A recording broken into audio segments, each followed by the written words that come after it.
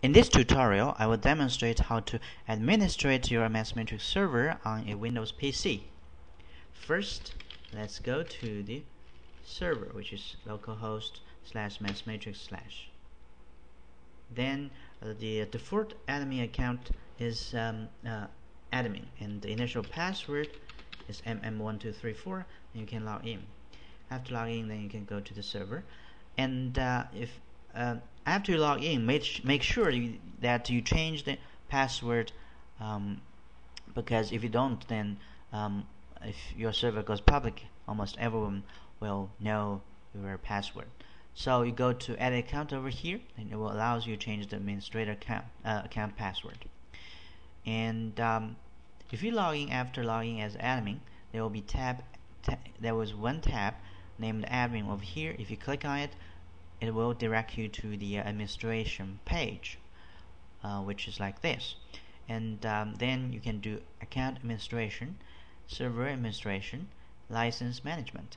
So let's do the account administration first. The account administration page allows you to add new users and view the current users and change the configuration of account administration. So let's click on the new user to add one new user. You'll have to add new users one by one. So let's add one. Let's add one for me. So give it a login name, real name, login name, and my email address, the user email address, my email address, and always leave the admin level to be 0 and initial password. The initial password is the one that you will have to email to the user that they can log in after they got this initial password, and it's a random sequence of letters, which is important because even the user didn't change their password, then other people will not be able to guess that password. Click submit. Then we've created a username for me, and let's go to the account administration main menu. And then we go to the current users to see all the users. Right now we have the user I just created and also the guest user. There are two user accounts automatically created when you install MassMatrix. One is the admin account, which you cannot see in the user list because that's the only administrator account, and that account cannot be deleted. You can change the password by go to Add Account over here. And the guest account is the default account that used for guest login. When your server goes public and there are people visiting your server and they want to try it, and they can just use the guest login to try the server without even a valid user account. And if you delete the guest account, then the guest login will be deactivated. That means unless they request a new account, otherwise they cannot use the server. And if you delete the guest account, and if you want to reactivate the guest login, then you just simply create an account named the guest. And then let's go to the main menu. So we look at the new user and look at current users, and then configuration. In the configuration, the most important part is the admin email. Make sure you change this email to be your email, because this email will be used for user account requests. That means if your server goes public and there are potential users go to your server and they send emails to this email address to request a new user account. So make sure you change it, otherwise those new account requests will go to me. So make sure you change that and submit the changes. And that's about the account administration. Then let's look at the server administration. The server administration,6because MassMatrix server is running on both cluster, Linux cluster, and Windows PC. So there are four links over here under server administration. The first one is the computer node configuration. If you click on it, for a Windows PC, there will be only one node, which is the head node, which is the PC running that MassMatrix server. And you cannot add any computer node because it's not cluster. You cannot add any of them. You cannot delete it, because if you delete it, then MassMatrix cannot have any resources to perform the database search. But you can edit it. And there's one thing that you actually want to edit is the load. which is the maximum number of jobs to be run at each time. This load is dependent on